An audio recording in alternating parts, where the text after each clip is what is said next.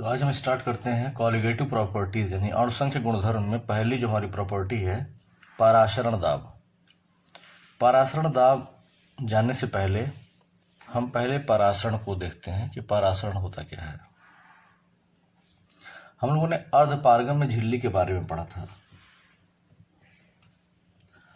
अर्धपारगम्य झिल्ली यानी semi permeable membrane जिसे कहते हैं के बारे में हमने पढ़ा था कि अगर कोई विलयन है और अगर ये अर्धपारगम्य झिल्ली है और इस अर्धपारगम्य झिल्ली से होकर अगर हम विलयन को पास कराएं तो देखते हैं कि विलयन में विलेय और विलायक दोनों के कण मौजूद होते हैं। विलेय भी होता है और प्लस विलायक भी होता है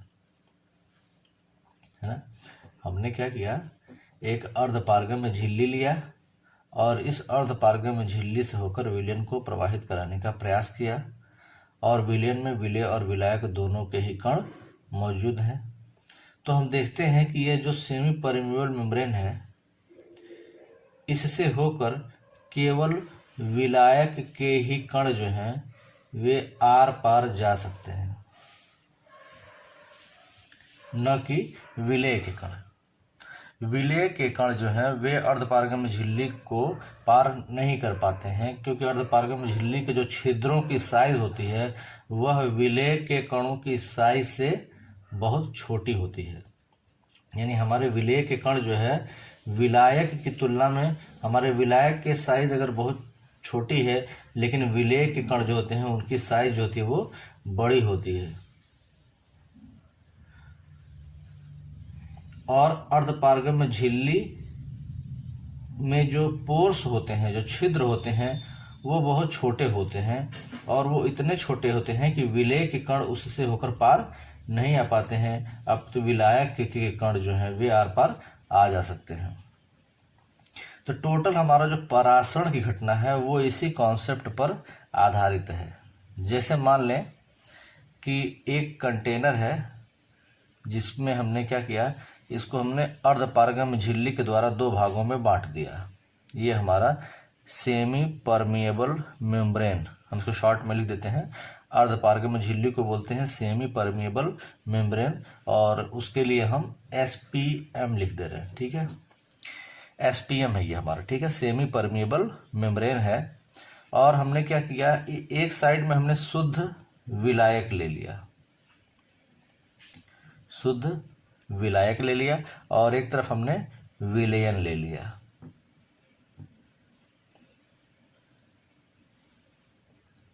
तो जो विलेय के कण हैं वो केवल इस वाले कंपार्टमेंट में मौजूद हैं। विलयन वाले कंपार्टमेंट में विलेय भी है और प्लस विलायक भी मौजूद है, दोनों मौजूद हैं इस विलयन वाले कंपार्टमेंट में, लेकिन इधर केवल विलायक के कण मौजूद हैं। तो होता क्या है, एक फ्लो होगा कणों का, और किस प्रकार के कण का, यानी विलेय के कणों का आना जाना इधर से उधर तो नहीं लगेगा, लेकिन विलायक के जो कण हैं वे इधर से इधर, इधर से इधर जा सकेंगे। और जिधर विलायक की मात्रा ज्यादा होगी उधर से विलायक कम विलायक वाले क्षेत्र में जाएंगे। तो इस क्षेत्र में विलायक की संख्या, विलायक के कण जो है वे कम है और विलायक के कणों की जो सांद्रता है वो इधर अधिक है। तो कहेंगे कि जब शुद्ध विलायक से विलायक के कण विलयन की तरफ जाने लगते हैं, किससे होकर, सेमी परमिएबल मेम्ब्रेन यानी अर्धपारगम्य झिल्ली से होकर जाने लगते हैं, तो इस घटना को हम परासरण कहते हैं। ठीक है, यानी कि हमें यह बात बतानी है कि जब अर्धपारगम्य झिल्ली से होकर ऐसा होगा तभी हम इसे परासरण कहेंगे।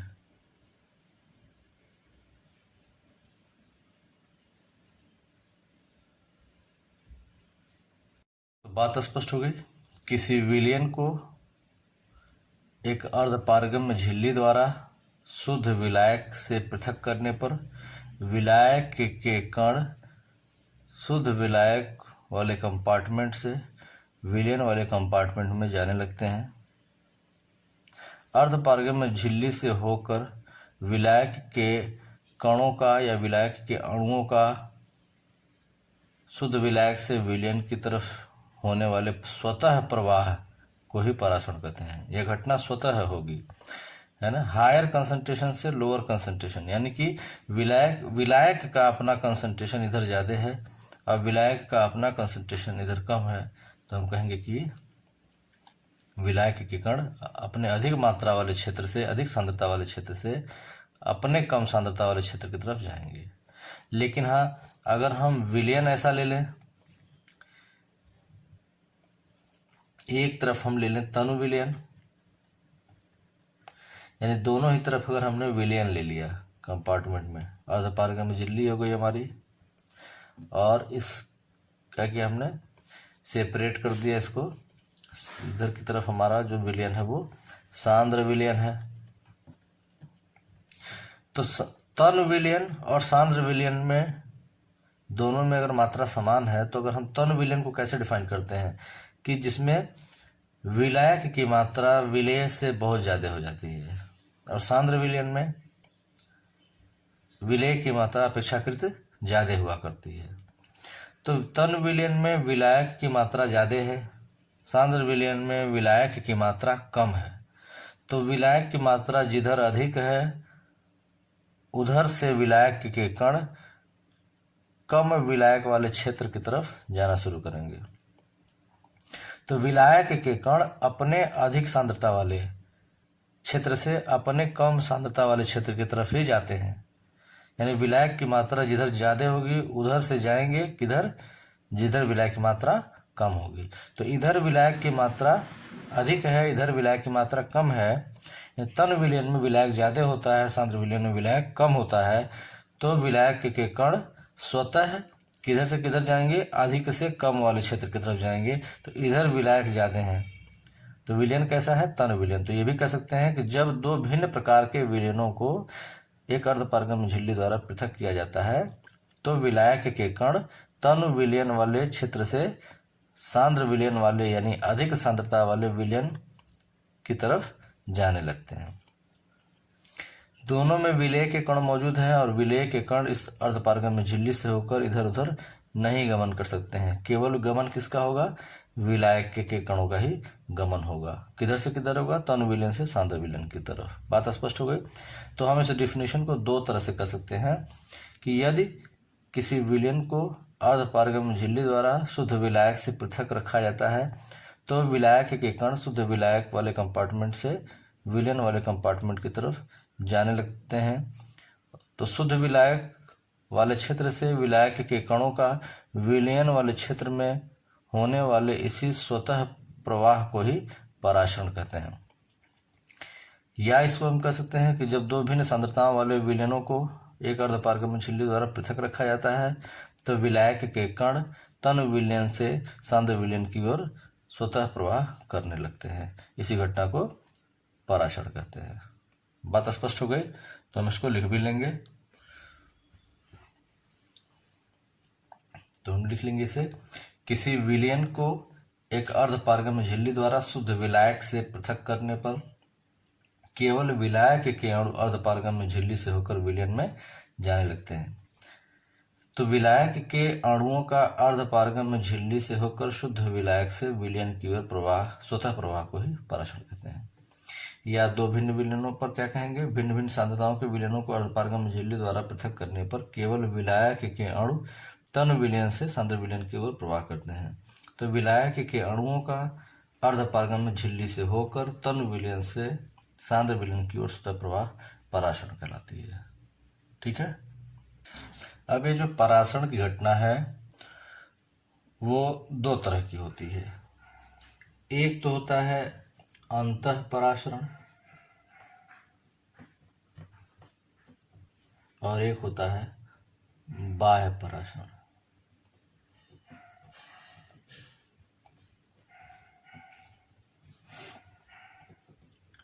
एंड ऑस्मोसिस कहेंगे इसको, और ये जगह एक्स ऑस्मोसिस। एंडोस्मोसिस और एक्सोस्मोसिस। एंडोस्मोसिस मतलब अंतः पराशरण और एक्सोस्मोसिस का मतलब हो गया बाह्य पराशरण। जैसे मान लें कि हमने क्या किया, किसी कोशिका को, अगर हमने, एक कोशिका है, एक सेल है, और हमने क्या किया, इसको पानी में रख दिया, और अगर विलायक के कण बाहर से कोशिका के अंदर जाने लगे तो इसी को बोलेंगे अंतःपराशरण। और अगर इसका उल्टा हो कि विलायक के कण कोशिका के अंदर से बाहर की तरफ जाने लगे तो इसको हम बाह्य पराशरण कहते हैं। बात यह समझ में आ रही होगी आपको कि विलायक के कणों का ही प्रवाह होना है, तो किसी कोशिका का जो झिल्ली होता है, प्लाज्मा मेम्ब्रेन जिसे कहते हैं, वह एक अर्धपारगम्य झिल्ली होता है, और वह भी इसी कॉन्सेप्ट पर काम करता है कि इससे भी होकर विलेय के कण पास नहीं करेंगे, विलायक के कण आर पार जा सकेंगे। तो कोशिका के भीतर का जो विलयन है, कोशिका के भीतर जो विलयन है, वह विलयन कैसा होगा, सांद्र विलयन होगा, यानी कि इसमें विलायक कम होगा, विलेय ज़्यादा होगा, तो सांद्र विलयन होगा। अपेक्षाकृत बाहर अगर हमने उसको पानी में रखा है तो इधर क्या है, केवल विलायक है, तो विलायक की मात्रा ज़्यादा किधर है, बाहर की तरफ, तो ज़्यादा से कम वाले क्षेत्र की तरफ विलायक के कण जाएंगे, तो होगा क्या कि यह जो प्लाज्मा मेम्ब्रेन अर्धपारगम्य झिल्ली है उससे दो विलयन पृथक रखे गए हैं, यानी सेम यही कॉन्सेप्ट वर्क कर रहा है। तो विलायक वाले कंपार्टमेंट से विलयन की तरफ विलायक के अणु जो है वो जाने लगेंगे। तो कोशिका के अंदर चूंकि विलायक के कण आ रहे हैं तो इसको क्या बोलेंगे, अंतःपराशरण। अब कोशिका के भीतर से अगर बाहर जाने लगे तो इसको बाह्य पराशरण कहेंगे। तो बाहर जाने का रीजन क्या होगा, इसका मतलब अगर हमने इसी कोशिका को किसी सांद्र विलयन में रख दिया, इसी कोशिका को क्या किया हमने, सांद्र विलयन में रख दिया, तो यही जो अंदर का विलयन था उसकी सांद्रता कम हो जाएगी, तो इसको बोलेंगे तनु विलयन। यानी इन दो विलयनों में अगर हम कंपेयर करें, इन दो विलयनों में अगर कंपेयर करें तो कोशिका के विलयन की सांद्रता कुछ तो थी ही, लेकिन हमने क्या किया, उसको इसके भीतर के विलयन की सांद्रता से अधिक सांद्रता वाले विलयन में रख दिया, तो इस वाले विलयन के सापेक्ष ये जो विलयन है वो कैसा हो जाएगा, तनु विलयन हो जाएगा, और ये विलयन कैसा हो जाएगा, सांद्र विलयन हो जाएगा। और हमें पता है कि विलायक के कण तनु विलयन से सांद्र विलयन की तरफ स्वतः प्रवाह करते हैं। तो अर्धपारगम्य झिल्ली से होकर विलायक के कणों का तनु विलयन से सांद्र विलयन की ओर प्रवाह करना पराशरण कहलाता है।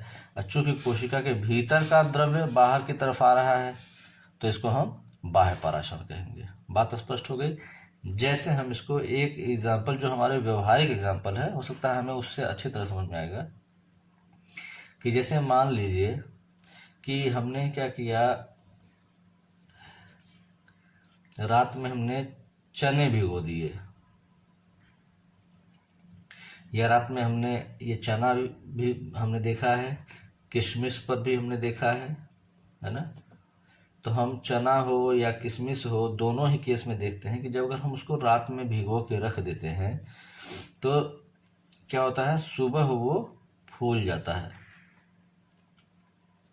चाहे चना हो चाहे किशमिश हो, चना या किशमिश जो भी हो पिचका हुआ होता है थोड़ा, तो क्या होगा कि जब हम उसको पानी में रख देते हैं तो वो सुबह तक फूल जाता है, क्योंकि चना या किशमिश के भीतर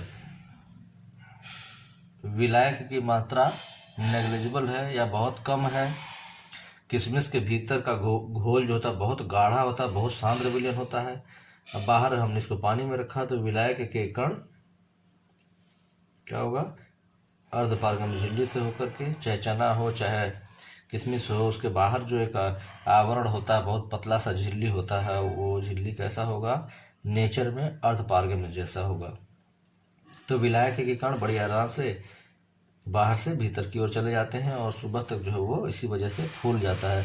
यानी चना और किशमिश किस क्रिया की वजह से पानी में रखने पर फूल जाते हैं, तो वह क्रिया कौन सी होगी? अंतः परासरण होगी। बात स्पष्ट हो रही है? अब जैसे मान लीजिए कि हमने मान लीजिए एक अंगूर का दाना ले लिया। अंगूर का दाना ऐसे होगा, गोल फूला हुआ सा। अब इसके अंदर जो विलयन है, अब हमने क्या किया, इस अंगूर को इसके अंदर का जो विलयन है उसकी सांद्रता से अधिक सांद्रता वाले विलयन में रख दिया। सांद्र चीनी का विलयन है ये, यानी कि शक्कर के घोल में अगर हमने अंगूर को रख दिया तो शक्कर के घोल की सांद्रता अंगूर के भीतर के विलयन की सांद्रता से अधिक है, यानी कि उसके सापेक्ष में, बाहर वाले विलयन के सापेक्ष में अंदर जो विलयन है इसके वो कैसा है? तन विलयन है। तो विलायक के कणों का प्रवाह किधर से किधर देखने को मिलेगा? अंदर से बाहर की तरफ। और बाद में क्या होगा? यही जो अंगूर है वो पिचक जाएगा। तो ये घटना कौन सी कहलाएगी? बाह्य परासरण कहलाएगी। बात स्पष्ट हो रही है? तो अंतः परासरण और बाह्य परासरण मुझे लगता है समझ में आ गया होगा। या अगर हम देखते हैं कि जो सब्जियां होती हैं वो प्रायः आप देखते होंगे वायुमंडल की नमी जो होती है, अगर मान लीजिए हमने सब्जियों को खुला रख दिया है, खुला अगर हमने सब्जियों को रख दिया तो कुछ समय बाद हम देखते हैं कि यही सब्जियां जो है मुरझा जाती हैं, पिचक सी जाती हैं, उनकी शक्ल सूरत थोड़ी खराब हो जाती है। लेकिन फिर अगर हम इसको पानी में रख देते हैं तो फिर ये तरोताज़ा हो जाती हैं। तो पानी में रख देंगे तरोताज़ा हो जाएगी, कौन से कॉन्सेप्ट से? है ना, अंतः परासरण हो जाएगा इनमें। लेकिन अगर खुला छोड़ दिया तो बाह्य परासरण हो जाएगा। बस समझ आ रही है? अब हम बात करेंगे परासरण दाब की, ऑस्मोटिक प्रेशर की, जो कि हमारी पहली कॉलिगेटिव प्रॉपर्टी भी है। परासरण दाब के बारे में देखते हैं। हमने ये तो देख लिया कि अगर हमने अर्धपारगम्य झिल्ली द्वारा इस पात्र को 2 पार्ट में बांट दिया और हमने इधर से क्या किया, शुद्ध विलायक ले लिया और इस वाले कंपार्टमेंट अगर हमने विलयन ले लिया, तो शुद्ध विलायक वाले कंपार्टमेंट से विलायक के कण जो है वो विलयन की तरफ जाने लगेंगे। ठीक है। और अगर हमने क्या किया, दोनों कंपार्टमेंट में पिस्टन लगा दिया, पिस्टन लगा दिया, तो शुद्ध विलायक वाले कंपार्टमेंट से विलायक के कण जब विलयन वाले कंपार्टमेंट में जाएंगे तो ये पिस्टन जो है ये ऊपर की तरफ उठने लगेगा, ये पिस्टन नीचे की तरफ आने लगेगा। ये पिस्टन नीचे जाएगा और ये पिस्टन ऊपर जाने लगेगा। तो क्या होगा, हम बाहर से क्या करेंगे, यानी कि जब विलायक के कण विलयन वाले कंपार्टमेंट में आएंगे तो ये क्या करेंगे, पिस्टन पर दाब लगाते हैं और ये पिस्टन फिर ये ऊपर की तरफ उठने लगता है। तो भीतर से जितना दाब लग रहा है उतना ही दाब अगर बाहर से भी लगा दिया जाए, दोनों ही दाब जो है एक दूसरे के बराबर और विपरीत हो गए, तो पिस्टन का ऊपर उठना क्या हो जाएगा, रुक जाएगा। अब पिस्टन के ऊपर उठने का रुकना ये इंडिकेट करता है कि विलायक के कण जो है अब इधर से इधर प्रवाहित नहीं हो रहे हैं, इनका प्रवाह भी रुक गया है, अर्थात परासरण की घटना रुक गई है। परासरण की घटना रुक गई है। बात स्पष्ट हो रही है? तो इसका मतलब ये हो गया कि अगर हम विलयन वाले कंपार्टमेंट पर दाब लगाएं तो परासरण की घटना रुक जाती है। तो कह सकते हैं कि परासरण की घटना को रोकने के लिए विलयन वाले कंपार्टमेंट पर लगाए गए अतिरिक्त या आवश्यक दाब को ही परासरण दाब कहते हैं। समझ में आ गई बात? यानी कि परासरण की घटना को रोकने के लिए, यानी शुद्ध विलायक वाले कंपार्टमेंट से विलयन वाले कंपार्टमेंट में विलायक के प्रवाह को रोकने के लिए विलयन वाले कंपार्टमेंट पर लगाया गया आवश्यक दाब पराशण दाब कहलाता है। बात क्लियर हो रही है? तो हमको इस बात को स्पष्ट हमेशा समझ लेना है। ऐसे एग्जाम में फिगर्स आ जाते हैं, पूछा था कि अगर पराशण की घटना हो रही है तो विलायक के कण किधर से किधर जा रहे हैं, या अगर हमें पराशण की घटना को रोकना हो तो हमको दाब किधर लगाना पड़ेगा। तो दाब हमेशा किधर लगेगा? विलयन वाले कंपार्टमेंट में लगेगा। ठीक है? या अगर मान लीजिए तनु विलयन है और सांद्र विलयन है तो हमेशा किस पे लगेगा? सांद्र विलयन वाले कंपार्टमेंट पर लगेगा। बात स्पष्ट हो रही है कि पराशण दाब क्या होता है? पराशण दाब को पाई से रिप्रेजेंट करते हैं। और अगर हम तनु विलयनों की बात करें तो ये जो तनु विलयन होते हैं ये गैस की तरह ही व्यवहार करते हैं। तो गैस के लिए एक समीकरण आता है, आदर्श गैस समीकरण, जिसे कहते हैं PV = nRT। तो तनु विलयनों के लिए भी यही समीकरण लागू होता है, प्रयोगों द्वारा ऐसा पाया गया। तो हमने क्या किया, P है गैस पे लगने वाला दाब, लेकिन विलयन के केस में हम क्या कहते हैं, पराशण दाब को स्टडी कर रहे हैं तो पराशण दाब को पाई से इसको रिप्लेस कर देंगे। पाई आयतन का टर्म यहाँ भी इस्तेमाल होता है, तो V = N, और R है गैस कांस्टेंट, और हम सोल्यूशन के बारे में पढ़ा है तो सोल्यूशन कांस्टेंट R को रिप्लेस कर देते हैं S से, और T परमताप है तो चीज वही रहती है, पाई V = NST। बात स्पष्ट हो रही है? पाई V = NST। यहाँ पाई क्या हो गया? पराशण दाब हो गया, और V क्या हो गया? विलयन का आयतन हो गया, N number of moles of solute हो गए, विलायक के मोलों की संख्या, S क्या हो गई? विलयन स्थिरांक, और इसका मान वही होगा जो गैस कांस्टेंट का मान होता है। आदर्श गैस समीकरण में जो गैस कांस्टेंट है R का मान जो आता है वही सेम मान जो है S के लिए भी आएगा। T परमताप है। बात क्लियर हो रही है? तो हमें बहुत ज़्यादा मेहनत नहीं करनी पड़ेगी। पराशण दाब के लिए हमें समीकरण वही याद रखना है जो हमने गैस के लिए पढ़ रखा है। ठीक है? तो नोट कर लेंगे। किसी विलयन को अर्धपारगम में झिल्ली द्वारा विलायक से पृथक किए जाने पर होने वाले पराशण की घटना को रोकने पर विलायक पर लगाया गया आवश्यक दाब या आवश्यक बाह्य दाब कहेंगे इसको। ठीक है? विलयन का पराशण दाब कहलाता है। पाई = NST से ये आ गया, पाई = N/V × ST। ठीक है? और इस पर जो है क्वेश्चंस आते हैं हमारे एग्जाम में, इसको हम देखते हैं कैसे करेंगे। इस समीकरण को थोड़ा सा हम और सिंप्लीफाई करते हैं जरा। N है नंबर ऑफ मोल, और नंबर ऑफ मोल को हम लिखते हैं वेट बाय मॉलिक्यूलर वेट, यानी विलेय के मोलों की संख्या बराबर हो गया, चूंकि विलेय के लिए है N तो हम W क्या बोलेंगे? विलेय की मात्रा है ये ग्राम में, विलेय की मात्रा ग्राम में बटे M विलेय का अणुभार। ठीक है? तो विलेय के मोलों की संख्या बराबर विलेय की मात्रा ग्राम में बटे विलेय का अणुभार। तो इसको हम क्या करते हैं, इस फार्मूले में रखते हैं अगर, तो पाई = हो जाता है W/M × V × ST। ठीक है? अक्सर हमारे एग्जाम में आता है मॉलिक्यूलर वेट निकालने के लिए पराशण दाब की सहायता से मॉलिक्यूलर वेट की गणना करनी पड़ती है। विलेय का जो है मॉलिक्यूलर वेट कितना है, तो अगर हमने कोई विलयन लिया और उसमें जो विलेय उपस्थित है उसका अणुभार कितना है, अगर हमें ये ज्ञात करना हो वो भी पराशण दाब की सहायता से, तो हम इसी फार्मूले का इस्तेमाल करते हैं। तो इजी गोइंग हो जाता है। विलेय का अणुभार निकालने के लिए फार्मूला तैयार हो गया, विलेय का अणुभार बराबर W/π × V × ST। यहां से हम क्या करते हैं, पराशण दाब की सहायता से विलेय पदार्थ का अणुभार भी निकाला जा सकता है। ठीक है? तो हम इसको प्रश्नों के माध्यम से देखते हैं। ये एक सवाल है जो काफी सिंपल भी है, हम समझने में काफी आसान भी लगेगा।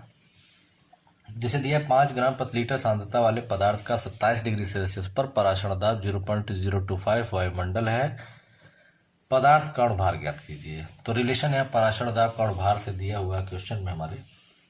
तो इसको लगाने के लिए हमें क्या करना होगा, सबसे पहले हम पराशण दाब और अणुभार का जो रिलेशन हमारा है हम उसको लिख लेते हैं M =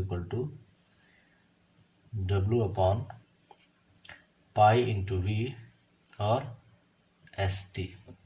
यही रिलेशन हमारा है। तो यहाँ हम देखते हैं, हम अपने सवाल में इन्हीं चीज़ों को ढूंढने की कोशिश करते हैं। एम हमें निकालना है और डब्लू यानी कि विलेय का मात्रा है ग्राम में। तो विलेय के बारे में कह रहा है कि विलेय पदार्थ की सांद्रता दिया हुआ कितना है, 5 ग्राम प्रति लीटर सांद्रता वाला विलयन है। तो 5 ग्राम प्रति लीटर यानी 1 लीटर विलयन में 5 ग्राम विलेय उपस्थित है।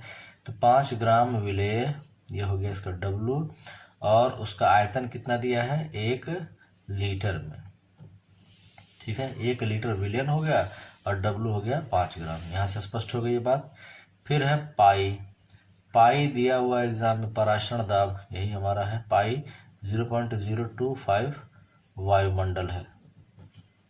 ठीक है, फिर एस। अब एस जो है यह विलयन का स्थिरांक है, तो हमें विलयन का स्थिरांक थोड़ा सोच समझ करके यूज करना पड़ता है। वैसे जनरली जो यूज होता है वही यहाँ पर यूज होगा, लेकिन हमेशा यूज करने से पहले हम देख लेते हैं। जैसे आयतन है लीटर में दिया है, वायुमंडल यहाँ दिया है, टेम्परेचर केल्विन में हमारे पास है ही, तो हम यहाँ पर 0.0821 लीटर वायुमंडलीय प्रति डिग्री प्रति मोल इस न्यूमेरिकल वैल्यू का इस्तेमाल करेंगे। तो हम यहाँ देख लेंगे कि जो दाब दिया हुआ है ये वायुमंडलीय में दिया है, तो हम यहाँ से इसको ऐसे ही चूज कर लेते हैं, इसी मान को रख लेंगे। और लास्ट में फिर क्या है, टी है परम ताप, दिया है यहाँ पे 27 डिग्री सेल्सियस। तो परम ताप में बदलने के लिए 273 से इसमें ऐड कर देंगे, तो ये हो जाएगा 300 केल्विन। ठीक है, तो हमारे सवाल में जो भी चीज़ें चाहिए थी वे सारी चीज़ें यहाँ देखें हमारे इस प्रश्न में मौजूद रही हैं। तो हमें एक्स्ट्रा कोई कैलकुलेशन करना नहीं है, सीधे सीधे इन वैल्यूज़ को हम क्या करेंगे, इस फार्मूले में पुट कर देंगे। बात स्पष्ट हो रही है। ये पूरी चीज़ें जो है इस फार्मूले में जब रखेंगे तो ये आ जाता है m, मैं इसको डायरेक्ट अब लिख लेता हूँ क्योंकि आपको ये सारी चीज़ें समझ में आ गई, केवल इसमें पुट करना है। तो ये आ जाता है m=4926। ठीक है, तो ये विलेय पदार्थ का अणुभार हो जाता है। एक प्रश्न यहाँ भी देखते हैं, बहुत महत्वपूर्ण प्रश्न है ये भी, और 2015 में बोर्ड एग्जाम में आया प्रश्न भी है ये। इस प्रश्न में देखें, 17 डिग्री सेल्सियस पर सुक्रोज के 1.75 ग्राम 150 मिलीलीटर जल में विलेय है। यानी एक विलयन लिया है, जिस विलयन के 150 मिलीलीटर में 1.75 ग्राम सुक्रोज जो है घुला हुआ है। पराशरण दाब की कह रहा है, गणना कीजिए। आर का मान दिया हुआ है, बाकी परमाणु भार दिए हुए हैं। तो पराशरण दाब निकालना है, तो क्या फार्मूला हो जाएगा, पाई =WST/m/V। ठीक है, तो हम देखते हैं हमारे सवाल में क्या क्या चीज़ें यहाँ से मिल जा रही हैं। डब्लू की बात कर रहा है, तो विलेय का सुक्रोज है हमारा 1.75 ग्राम है, 1.75 ग्राम सुक्रोज है। फिर हमें क्या चाहिए, एम चाहिए, एम मॉलिक्यूलर वेट है। सुक्रोज का अणुभार है ये, एम जो है सुक्रोज का अणुभार है। तो सुक्रोज होता क्या है, C12H22O11 सुक्रोज है, यानी चीनी भी कह सकते हैं, या चीनी लिख सकता है, या गन्ने का शक्कर लिख सकता है। बात स्पष्ट हो रही है, शर्करा लिख सकता है। तो फार्मूला जो है इसका यही होगा, C12H22O11। अब इसमें सबका परमाणु भार दे रखा है, तो हम इसका अणुभार निकालेंगे। 12 कार्बन है, तो 12 गुणे कार्बन का परमाणु भार हो गया 12। ठीक, प्लस 22 हाइड्रोजन है, तो 22 गुणे हाइड्रोजन का अणुभार है, परमाणु भार है 1, तो ये हो गया। और प्लस 11 ऑक्सीजन है फार्मूले में, तो 11 गुणे ऑक्सीजन का परमाणु भार हो गया 16, ये हो गया। तो ये टोटल आ जाता है कितना, 342। तो ये हमें याद भी होना चाहिए कि सुक्रोज का परमाणु भार जो है उसके परमाणुओं का कितना है। और कैसे उसका अणुभार निकालेंगे। तो हमें एग्जैक्टली देखा जाए तो सही मायने में तो हमें सुक्रोज का अणुभार याद होना चाहिए, क्योंकि बहुत सारे सवालों में ये पूछा जाता है। तो जो कॉमन कुछ चीज़ें हैं उनके अणुभार याद कर लेते हैं। तो सुक्रोज का अणुभार कितना हो गया, 342 हो गया। बात स्पष्ट हो गई। फिर हमें डब्ल्यू हो गया, एम हो गया। अब बात आती है एस की। तो अब आर का मान यहाँ दिया है, तो यही मान तो यहाँ एस में भी पुट होना है, 0.0821 लीटर वायुमंडलीय पर डिग्री पर मोल। ठीक है ना। तो हमारा यानी कि अब सीधी सी बात हो गई, जब हमने आर की ये वैल्यू इस्तेमाल कर ली तो हमारा पाई का जो मान आएगा उसका मात्रा क्या लिखेंगे, वायुमंडल लिखेंगे। ये भी क्लियर हो गया यहाँ से। फिर बात आती है विलयन के आयतन की, वी। तो ये कह रहा है कि 1.75 ग्राम सुक्रोज जो है वो 150 मिलीलीटर है ना विलयन में घुला हुआ है। ठीक है। तो 150 मिलीलीटर विलयन दिया हुआ है, तो हम क्या करें, इसको लीटर में पहले चेंज कर लेते हैं। तो 150 मिलीलीटर हुआ। ठीक है। और इसको लीटर में चेंज करने के लिए क्या करेंगे, अपॉन 1000 कर देंगे, तो ये लीटर हो जाएगा। ये तो करते हैं। तो ये कितना हो जाएगा, 0.15 लीटर हो जाएगा। ठीक। तो कुल मिलाकर के, अच्छा हाँ, एक और चीज़ बची हुई है, टी बचा हुआ है, जो कि क्या है, परम ताप है, 17 डिग्री सेल्सियस। तो जाहिर सी बात हम क्या करेंगे, इसमें 273 ऐड कर देंगे तो जगह 290 केल्विन हो जाएगा ये। तो हमने सारे मानों को यहाँ से फाइंड आउट कर लिया है। इस सवाल में जो मान दिए गए थे उनको फाइंड आउट कर लिया, अपने हिसाब से उसको कर दिया सब कुछ। अब हमें कैलकुलेशन में क्या करना है, सीधे सीधे इसका मान यहाँ पे हमें रख देना है। तो W का मान है 1.75, S का मान हो गया 0.0821, T का मान हो गया 290 और M का वैल्यू कितना हो गया 342 और V का मान कितना हो गया 0.15। ठीक है। तो हम इसको कैलकुलेट कर लेते हैं। तो ये आ जाता है 0.812 आता है ये, और यूनिट क्या ले देते हैं, वायुमंडल लिख देते हैं। ठीक है। तो ये हमारा सवाल लग गया। तो सवाल बहुत आसान आते हैं, हमें केवल अपने सवाल में से क्या फाइंड आउट करना है और उससे रिलेटेड हमें क्या क्या चीज़ें चाहिए उस सवाल में से ढूंढ के लिख लेते हैं। तो बहुत ही आसान सवाल होते हैं इसके। अब यहाँ देखते हैं, एक प्रश्न ये है, 27 डिग्री सेल्सियस पर 2% यूरिया विलयन का पराशरण दाब ज्ञात कीजिए। बड़ा ही छोटा सवाल है देखने में और बड़ा ही कॉन्सेप्ट बनाने वाला सवाल भी है। 27 डिग्री सेल्सियस पर कह रहा है 2% यूरिया विलयन का पराशरण दाब ज्ञात कीजिए। तो पराशरण दाब के लिए फार्मूला क्या हमने इस्तेमाल करना है, pi is equal to W ST upon M into V। ये फार्मूला हमें इस्तेमाल करना है, पराशरण दाब ज्ञात करना है। तो हमारे सवाल में तो कुछ दिया ही नहीं दिख रहा है ऐसा कुछ, लेकिन अब हमें यहाँ सावधान रहना है।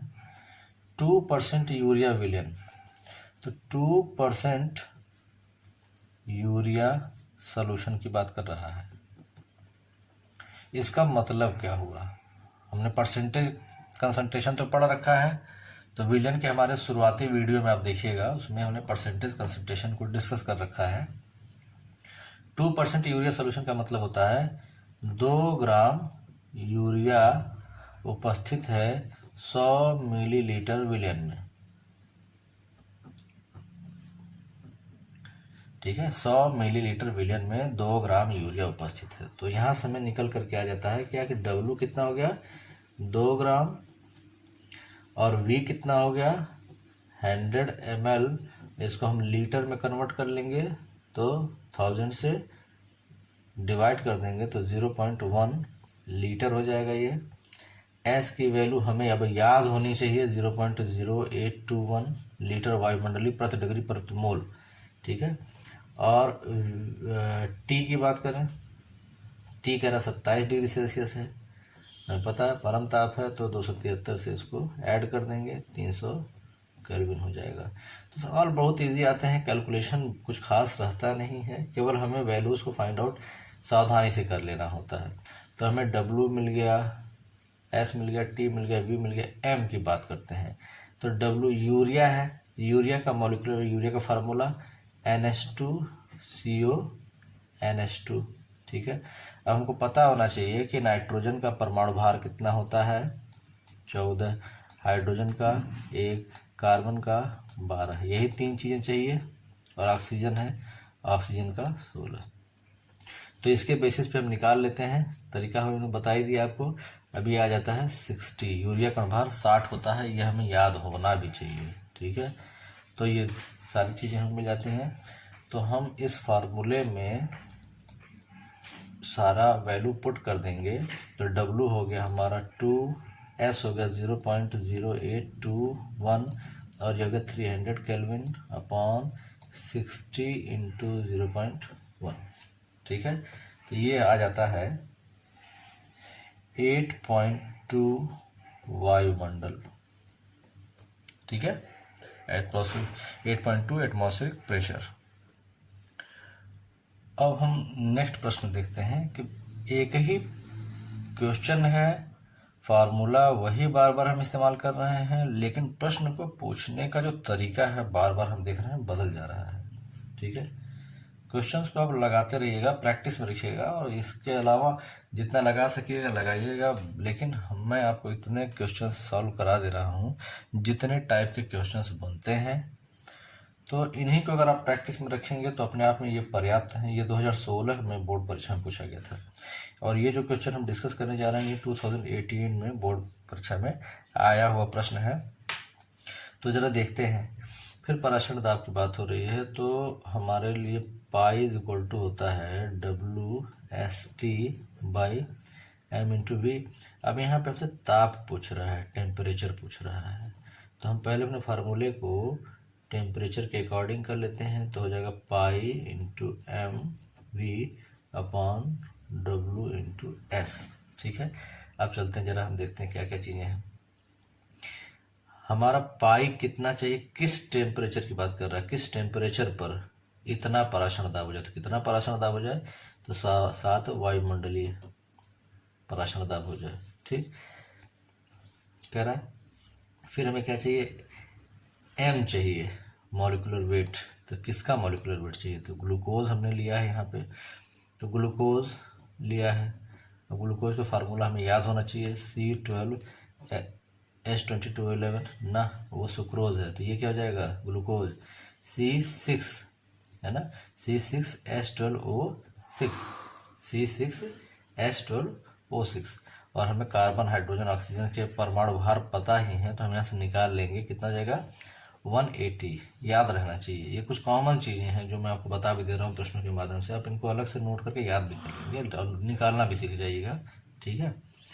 और फिर बात करते हैं हमें क्या क्या चीज़ें चाहिए, V चाहिए, W चाहिए, S चाहिए। तो S की बात करेंगे तो S तो हमारा पता ही है 0.0821 लीटर वायुमंडलीय प्रति डिग्री प्रति मोल होता है। अब बात है 5% ग्लूकोज का विलयन है। इसका मतलब क्या हुआ कि 5 ग्राम ग्लूकोज घुला हुआ है कितने में, 100 मिलीलीटर विलयन में, यही मतलब हुआ। तो इसका मतलब हो गया कि W निकल के आ गया कितना 5 ग्राम और V निकल करके आ गया 100 मिलीलीटर। इसको लीटर में कन्वर्ट कर लेंगे 0.1 लीटर। अब इन वैल्यूज़ को पुट कर देंगे तो T इज इक्वल टू कितना हो जाएगा 7 इंटू 180 इंटू 0.1 अपॉन W हो गया 5 इंटू 0.0821। तो ये हमारा आ जाता है T is equal to 307 kelvin. और अगर मान लीजिए ऐसा कोई क्वेश्चन है, ऑब्जेक्टिव का पार्ट है, केल्विन में दिया नहीं है, हमको डिग्री सेल्सियस में निकालना हो, तो क्या करेंगे T is equal to 307 minus कर देंगे 273, तो ये निकल करके आ जाएगा 34 डिग्री सेल्सियस, ठीक है। एक प्रश्न हम और देखते हैं जो 2019 में पूछा गया है बोर्ड परीक्षा में। वैसे तो मैं बता ही दे रहा हूँ बट आप इसको अपने से लगाने की कोशिश कीजिएगा। फार्मूला हमें पता है pi is equal to WST/m/v। हमें निकालने को क्या कह रहा है, यहाँ पे S निकालना है। तो हो जाएगा पाई mv by w into T. ठीक है, एस हमें निकालना है, क्या क्या चाहिए, पाई कह रहा कितना है, पराशर दाब 3.2 वायुमंडल है। ठीक है, फिर कह रहा M molecular weight, molecular weight भी दे रखा है 342, नाम नहीं दिया तो मॉलिक्यूलर वेट दिया है, एक ही बात है। फिर कह रहा है कि V और W की बात करें 45 ग्राम प्रति लीटर कह रहा है, तो V तो हमारा फिक्स हो गया कि 1 लीटर है और W हो गया 45 ग्राम हो गया। T टेम्परेचर की बात करें तो 20 डिग्री सेल्सियस है, प्लस 273 कर देंगे तो जगह 293 केल्विन। अब इसमें वैल्यूज को सारे पुट कर देंगे। ठीक है, तो इसको हम देखते हैं 3.2 इंटू 342 इंटू 1 लीटर हो गया, W हो गया कितना हमारा 45 इंटू T हो गया 293, यह आएगा 0.083 लीटर वायुमंडलीय प्रति डिग्री प्रति मोल। ठीक है, प्रति डिग्री को प्रति केल्विन भी लिख सकते हैं। तो ये चीज़ें हो गई हैं हमारे, इससे रिलेटेड क्वेश्चंस हो गए, इनको हमें प्रैक्टिस में रखना है। और कितने तरह के सवाल पूछ सकते हैं इस पर, पराशर दाब पर हमने बता दिया आपको।